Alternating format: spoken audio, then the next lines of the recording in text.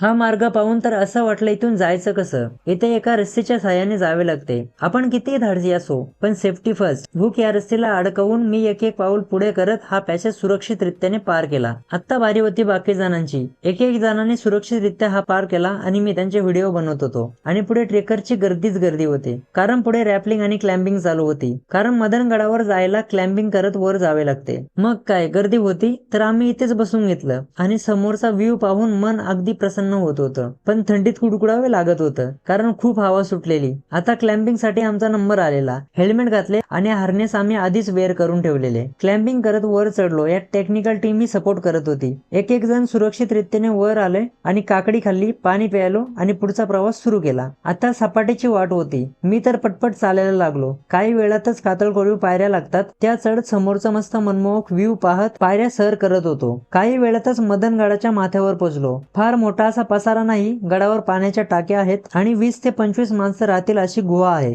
आणि या टाक्यातल्या पाण्यामध्ये सुंदर असे मासे दिसत होते. एवढ्या उंचीवर पाण्यातल्या टाक्यात मासे पाहून आश्चर्य वाटत होतं आणि प्रश्नही पडत होता. गडाच्या माथ्यावर मस्त व्ह्यू पाहत बसलो, आराम केला आणि फोटो काढले. आता आम्हाला अलंगवर निघायचं होतं कारण आमच्या आजची वस्ती अलंगडावरच होती आणि भूकही खूप लागलेली. आता रॅपलिंग करायची होती. फुल ऍडव्हेंचर असा फील. काय वाटतं तुम्हाला आम्ही सुरक्षित रीतीने रॅपलिंग करत खाली उतरलो असेल? पाहूया नेक्स्ट पार्ट मध्ये. नेक्स्ट पार्ट साठी फॉलो करायला विसरू नका.